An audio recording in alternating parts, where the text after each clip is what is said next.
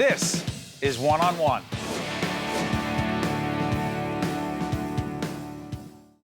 Hi, I'm Steve Adubato. It is my pleasure to introduce for the first time together Elaine Katz, who is Senior Vice President of Grants and Communications, Kessler Foundation, and Dr. John DeLuca, Senior Vice President for Research at Kessler Foundation.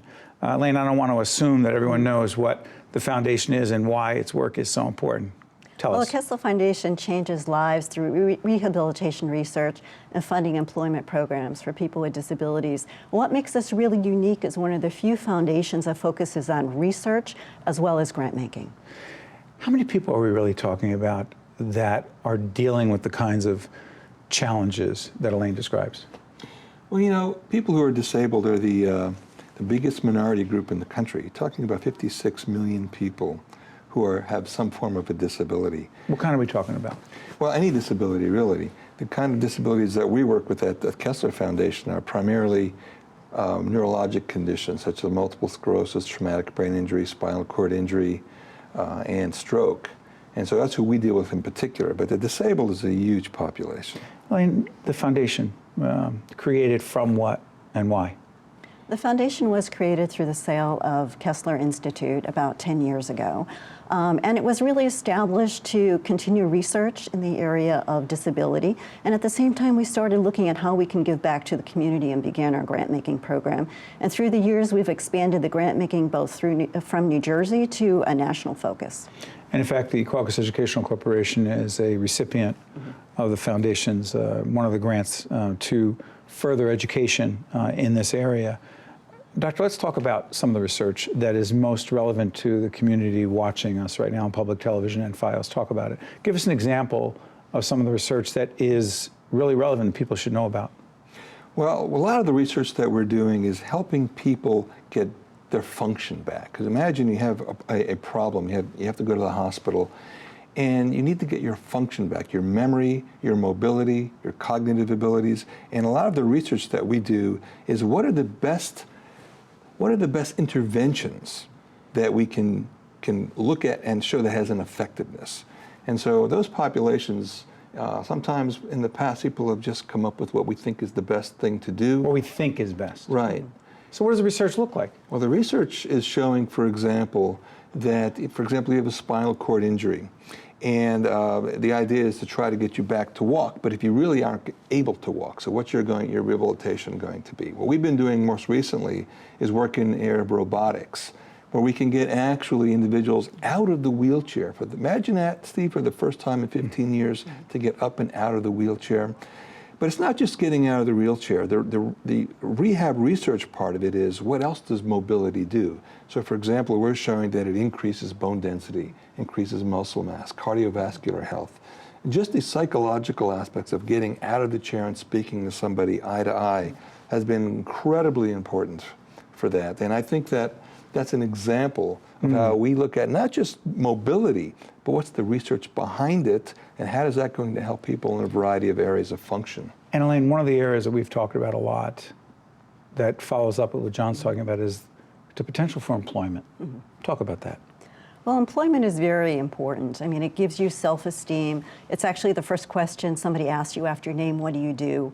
And for Kessler Foundation, looking at employment is our focus of our grant making. So we have programs both in New Jersey. We're working with organizations, a community arts organization, Matheny, as well as Arts Unbound. And they're actually doing a whole new project where you can buy shares in somebody's art, similar to what they did in farming years ago. Where before the art is created, you buy a share, the income provides the artist, and then you can meet the artist. And it provides a way of livelihood for a person with disability, as well as providing art, beautiful art for the home. Nationally, we've worked with companies such as PepsiCo. We have a program called Achieving Act Together that's now in 5 states. And what that is, the Collective Impact Program. So we have 4 different funders that are together, working together with Pepsi to create jobs, and Pepsi hopes within 5 years actually to create 2,000 jobs nationally. So as you can imagine, Steve, creating a job for a person continues their independence. It allows them to live within the community and also helps them become self-sufficient. How much progress are we making with societal attitudes towards those with disabilities and their potential to work and be productive in the way Elaine was just describing?